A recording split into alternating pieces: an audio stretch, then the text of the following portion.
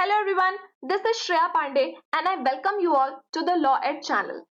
आज हम बात करने वाले हैं बार काउंसिल ऑफ इंडिया के उस प्रेस रिलीज के बारे में जिसके अकॉर्डिंग उन्होंने बताया है कि उन्होंने 107 फेक एडवोकेट्स को रिमूव कर दिया है।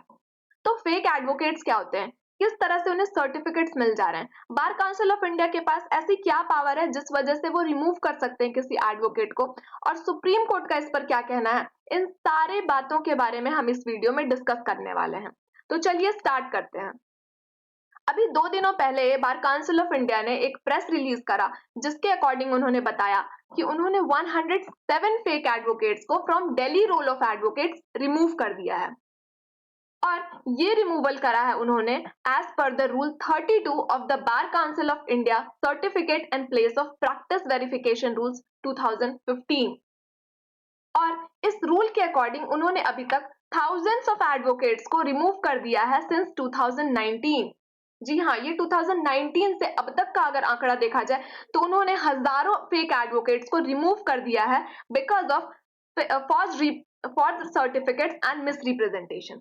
अगर कोई भी पर्सन किसी फेक या फॉर्ज्ड सर्टिफिकेट के द्वारा या during the process of enrolment अगर वो मिस रिप्रेजेंटेशन करता है, खुद को मिस रिप्रेजेंट कर रहा है, तो उसे रिमूव करा जा सकता है। सी, एनरोलमेंट प्रोसेस क्या होता है? जब आपकी लॉ की डिग्री कंप्लीट होती है तो आपको अपने स्टेट बार काउंसिल जाना रहता है। स्टेट बार काउंसिल में जाकर आपको एक फॉर्म फिलअप करना पड़ता है और साथ ही साथ अपने सारे डॉक्यूमेंट्स सबमिट करने पड़ते हैं, जैसे 10th की मार्कशीट, 12th की मार्कशीट, सारे सेमेस्टर्स की मार्कशीट, आपको अपनी डिग्री सबमिट करनी पड़ेगी। इन सारे चीजों के बेसिस पर बार काउंसिल ये देखती है कि कहीं आपने किसी फॉर्ज तरीके से कोई सर्टिफिकेट तो नहीं लिया है, और उन सारे सर्टिफिकेट्स के बेसिस पर आपको एनरोलमेंट नंबर दिया जाता है और इसी के साथ आपका एनरोलमेंट हो जाता है किसी भी स्टेट बार काउंसिल में। और उसके बाद आप ऑल इंडिया बार एग्जाम देते हैं। जब ऑल इंडिया बार एग्जाम आप क्लियर कर लेते हैं उसके बाद आप ऑल इंडिया कहीं पर भी प्रैक्टिस कर सकते हैं। This is the general process. I hope आपको इस प्रोसेस के बारे में पता होगा।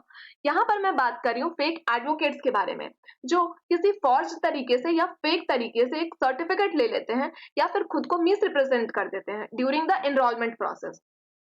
और सुप्रीम कोर्ट ने Ajay Inder Sangwa and others versus BCI 2015 के केस में ये अलाउ करा था कि जो रूल 32 है it should be implemented effectively और इसका प्रोसेस इनहांस कर देना चाहिए। अब रीजन क्या है? रीजन ये है कि हमें सिर्फ क्वालिफाइड लॉयर्स चाहिए टू रिप्रेजेंट द पब्लिक, क्योंकि जो लॉयर्स होते हैं ये पब्लिक का ट्रस्ट होते हैं लीगल सिस्टम में। तो पब्लिक के ट्रस्ट को मेंटेन करने के लिए, लीगल सिस्टम को बचाने के लिए, हमारे जस्टिस सिस्टम को बचाने के लिए हमें फेक एडवोकेट से दूर रहना है। और इसीलिए बार काउंसिल ऑफ इंडिया ने ये स्टेप लिया है कि जितने भी फेक सर्टिफिकेट्स या फेक तरीके से खुद को गलत तरह से रिप्रेजेंट करके किसी ने अगर एडवोकेट के एनरोलमेंट को कंप्लीट कर लिया है तो उनका एनरोलमेंट कैंसिल कर दिया जा रहा है, उन्हें एडवोकेट से हटा दिया जा रहा है। ये है जनरल प्रोसेस आपका। और मैं बता दूं की रीजंस फॉर द रिमूवल मैंने बता दिया कि failure to practise law and non compliance with the verification process. आपने वेरिफिकेशन प्रोसेस अगर सही से नहीं करवाया है, आपके सर्टिफिकेट्स में कोई प्रॉब्लम है या आपने किसी गलत तरीके से या सेकंड नंबर वाला तरीका यूज करके अगर आपने वेरिफिकेशन प्रोसेस कंप्लीट करा लिया है, तो ये एक रीजन हो सकता है आपके रिमूवल का as an advocate.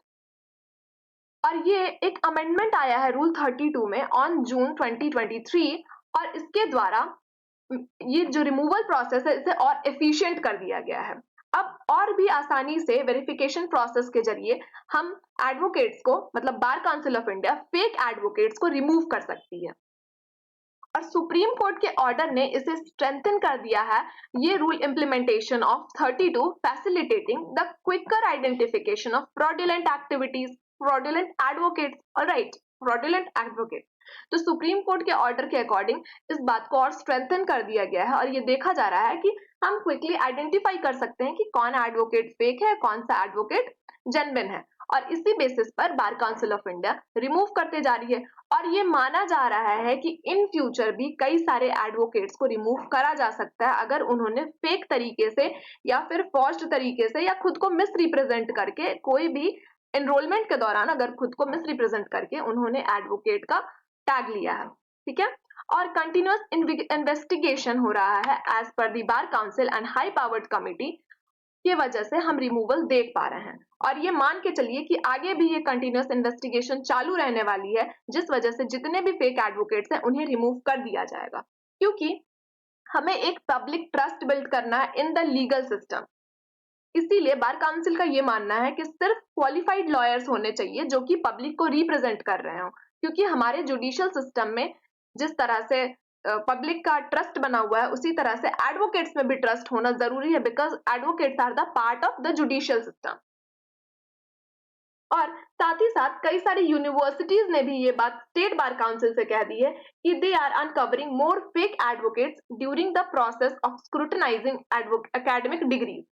These universities have been collaborating closely with the State Bar Council, and it is anticipated that in the near future, over several hundred more advocates could be removed from the role. Once universities complete their degree verification process and submit their findings to the State Bar Council, तो these council will forward the information to the Bar Council of India, और Bar Council फिर चाहे तो अगर उनमें कोई fake advocates मिलते हैं तो उन्हें remove कर सकती है। और आउट ऑफ 107 रिमूवल 50 तो हम देख सकते हैं जून 2023 के बाद ही हुए हैं, बिकॉज जून 2023 में हमारा अमेंडमेंट आया था जिसके द्वारा इंप्रूव कर दिया गया है वेरिफिकेशन प्रोसेस को। वेरिफिकेशन प्रोसेस अब और एफिशिएंट हो चुका है।